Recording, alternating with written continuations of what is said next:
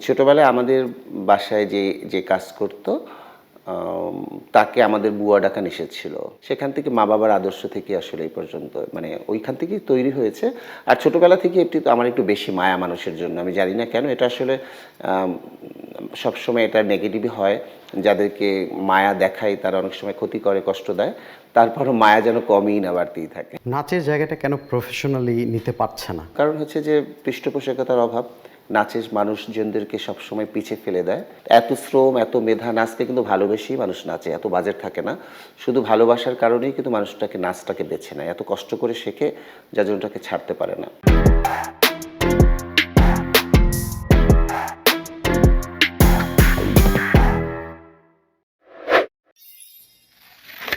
তো সবাই মিলে যদি এটা পৃষ্ঠপোষকতা করে, তো সরকার সহ যদি, তো তাহলে আবার এগিয়ে যাবে আগের মতো। নাচের যে জায়গাটা, আধুনিকতার জায়গায় কি আমরা পিছিয়ে আছি অন্যান্য দেশের চেয়ে? আমরা যখন দেশের বাইরে শো করতে যাই, যখন ফেস্টিভ্যালগুলো হয়, তখন যে কত জোরে করতালি দেয় দাঁড়িয়ে সবাই বাংলাদেশকে স্বাগত জানায়। আমাদের স্টাইলটাকেই ওরা খুব স্বাগত জানায়। আর আমাদের নিজস্ব যে নাচগুলো আছে আমাদের সংস্কৃতিতে, সেগুলো নিয়ে আমরা দেশের বাইরে অনেক প্রশংসা পাই। এখন দেশ যদি চায় যে আমরা বিদেশিদের মতো নাচি, সেখানে আমাদের কিছু করার নেই। আপনার ব্যক্তি জীবন নিয়ে আসলে অনেকের কৌতূহল আছে। বিবাহিত না হলেও আমার অনেকগুলো সন্তান রয়েছে। মানে আমি আসলে অনেকগুলো মানুষের দায়িত্ব পালন করি। সেগুলোকে আমার সন্তান সমতুল্য, সন্তানদের চেয়েও বেশি।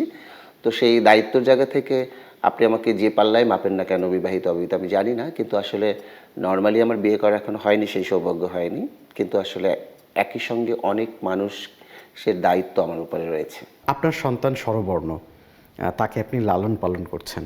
এর পাশাপাশি আরও কিছু সন্তান আপনি নিতে চান বা পরিকল্পনা আছে আপনার ভাবনায়? কোনো একটা ছোট বাচ্চা দেখলেই বলি যে আমাকে দিয়ে দাও, আমি লালন পালন করি। এবং স্বরবর্ণকে যেহেতু আমরা এতদূর লালন পালন করতে পেরেছি, যদিও আরও সহযোগিতা ছিল সবার, সব কিছু মিলিয়ে আসলে আমি চাই। এটা ছাড়াও স্বরবর্ণকে তো তোমরা শুধু দেখতে পারছো, এটা ছাড়াও আমি আসলে অনেক মানুষকেই আমার যারা স্টুডেন্টদের ভিতরে যারা একটু খারাপ অবস্থাতে ছিল, পড়াশোনার খরচ চালাতে পারেনি, এরকম সবাইকে আমার খরচে পড়াশোনা করিয়েছি, বাসায় রেখেছি।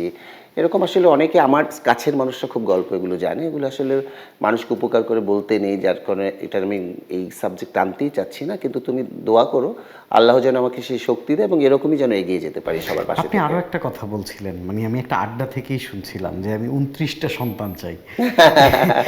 এই যে সাহস, যেখানে মানুষ আসলে একটা সন্তান কি আসলে মানুষের মতো মানুষ করে তুলতে পারছে। এই যে আমি একা মানুষ, কিন্তু আমার সংসারে এমনিতেই তো 10-15 জনের রান্না হয়।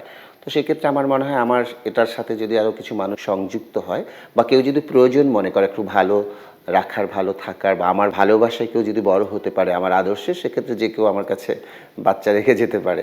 মানবিক ভালোবাসার জায়গাটা এইটা কিভাবে তৈরি হয়েছে, কাদেরকে দেখে মূলত? সেটা তো অবশ্যই আমার মা-বাবাকে দেখে। ছোটবেলায় আমাদের বাসায় যে কাজ করতো আম তাকে আমাদের বুয়া ডাকা নিষেধ ছিল আমার বাবার। তাকে আমাদেরকে বড় আপা ডাকার মানে বড় বোনের সম্বোধন, এবং আমার বাবা ডেকে বলতো তাকে যেন আমরা বড় বোন হিসাবেই ডাকি। এবং আমার মনে হয়েছে তার যেদিনকে বিয়ে হয়ে যায়, তখন তাকে যখন রেখে আসতে গিয়েছিল আমার বাবা, তখন আমরা অনেক কান্নাকাটি করেছিলাম এবং সেই বাড়িতে আমরা প্রায় বেড়াতে যেতাম, তারাও আসতো, এরকম একটা। তো সেখান থেকে আসলে আমার মাকে দেখেছি যে যারা কাজ করতো তাদের সাথেই সারাক্ষণ একই খাটে ঘুমানো, একই সঙ্গে খাওয়া দাওয়া, একই টেবিলে। সেখান থেকে মা-বাবার আদর্শ থেকে আসলে এই পর্যন্ত মানে ওইখান থেকেই তৈরি হয়েছে। আর ছোটবেলা থেকে আমার একটু বেশি মায়া মানুষের জন্য। আমি জানি না কেন এটা আসলে আম সবসময় এটা নেগেটিভই হয়। যাদেরকে মায়া দেখাই তারা অনেক সময় ক্ষতি করে, কষ্ট দেয়। তারপরও মায়া যেন কমই না বাড়তেই থাকে।